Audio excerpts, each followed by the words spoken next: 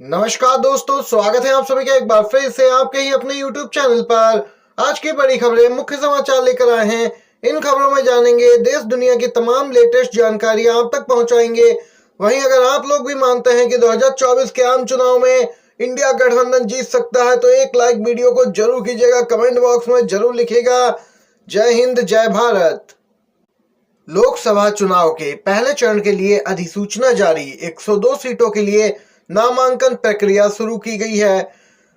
इस चरण में 17 राज्यों और 4 केंद्र शासित प्रदेशों की कुल 102 लोकसभा सीटों पर चुनाव होगा। चरण में जिन राज्यों की लोकसभा सीटों पर मतदान होना है उन पर प्रत्याशियों के नामांकन दाखिल करने की प्रक्रिया शुरू की गई है। बता दें, पहले चरण के लिए 27 मार्च तक नामांकन दाखिल किए जा सकेंगे। नामांकन की जांच 28 मार्च को, उम्मीदवारी वापसी लेने की आखिरी तारीख 30 मार्च है।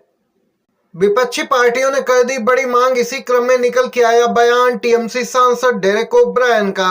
हम चाहते हैं कि लोकसभा चुनाव सुप्रीम कोर्ट की निगरानी में हो, टीएमसी सांसद बोले। पूरी खबर विस्तार से जानते हैं।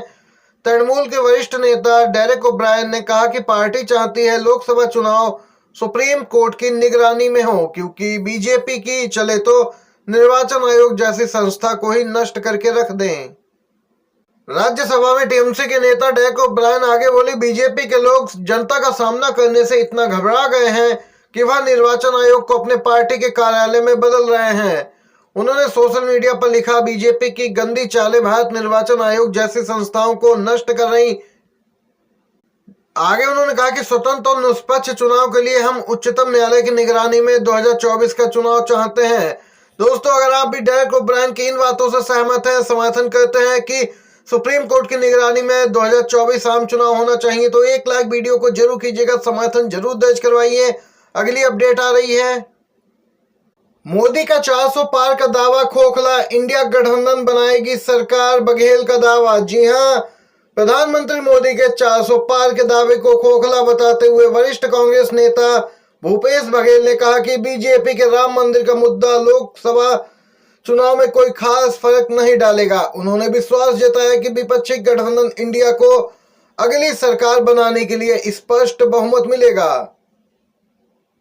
छत्तीसगढ़ के पूर्व सीएम ने यहां पे एक साक्षात्कार में दावा किया कि लोकसभा चुनाव प्रधानमंत्री मोदी बनाम संपूर्ण भारत होगा।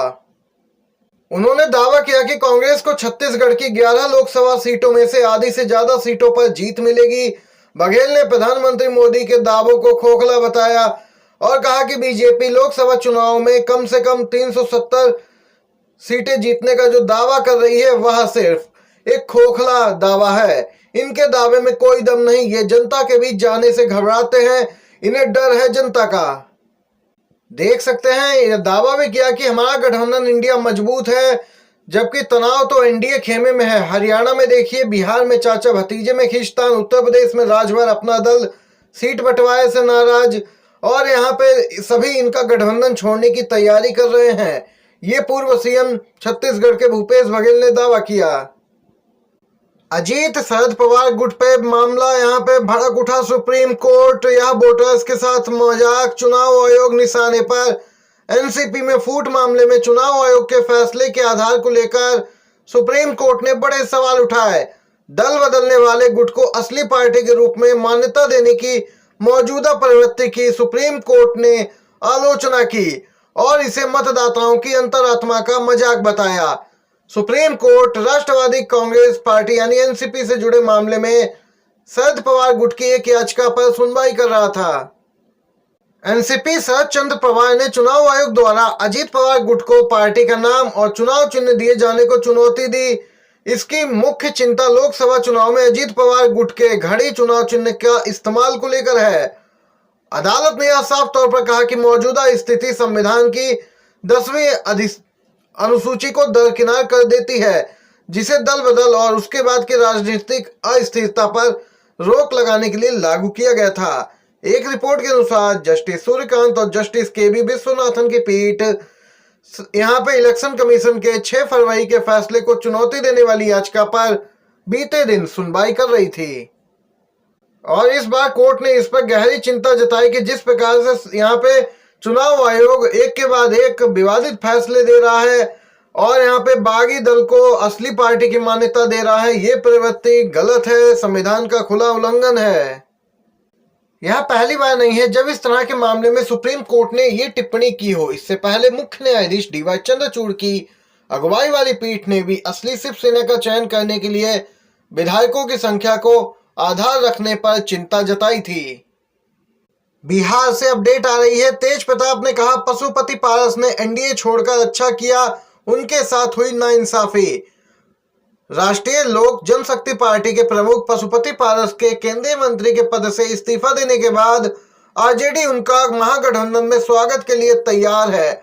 आरजेडी नेता बिहार के पूर्व मंत्री तेज प्रताप यादव ने कहा कि पशुपति पारस को पहले ही एनडीए छोड़ देना चाहिए था। एनडीए में तो नाइंसाफी होती है। उन्होंने एनडीए छोड़ के अच्छा काम किया। पशुपति पारस के महागठबंधन के साथ आने के सवाल पर तेज प्रताप ने कहा कि अगर वे महागठबंधन में आना चाहते हैं तो हम लोग उनका स्वागत करेंगे। आपको बता दें, बिहार एनडीए में पशुपति पारस को एक भी सीट नहीं मिलने से वह नाराज थे। उसके बाद उन्होंने केंद्रीय मंत्री के पद से इस्तीफा दिया। उन्होंने कहा, हमारी पार्टी के साथ नाइंसाफी हुई है, हमने ईमानदारी से एनडीए की सेवा की, इसके बाद भी हमारे साथ ऐसा बर्ताव किया गया और अब यहाँ पे कयास लग रहे हैं कि जल्द ही पशुपति पारस महागठबंधन के साथ जा सकते हैं। सुप्रीम कोर्ट ने की है यहाँ पे दोस्तों सीएए की याचिकाओं पर सुनवाई। सुप्रीम कोर्ट ने सीएए पर केंद्र से 3 हफ्ते में मांगा जवाब।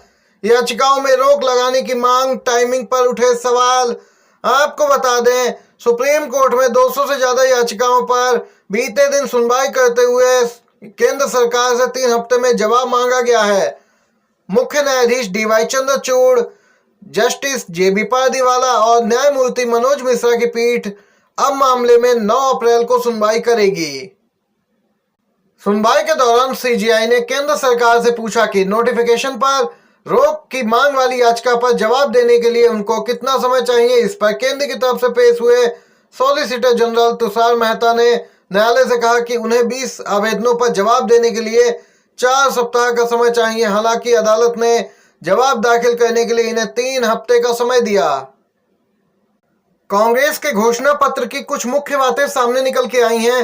लोकसभा चुनाव को लेकर दोस्तों अपडेट, 5 न्याय और 25 गारंटी वाला होगा कांग्रेस का घोषणा पत्र। घर घर गारंटी रहेगा पार्टी का मंत्र।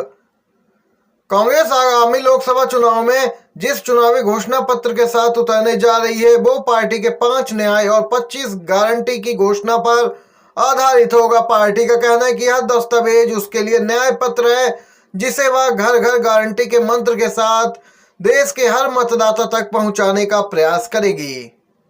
ये आज की सभी बड़ी खबरें और मुख्य समाचार थे जो एक एक करके इस वीडियो के द्वारा आप तक पहुंचाए हैं। अगर वीडियो पसंद आया हो तो एक लाइक, एक शेयर जरूर कीजिएगा। वीडियो देखने के लिए आप सभी का बहुत बहुत धन्यवाद। जय हिंद, जय भारत।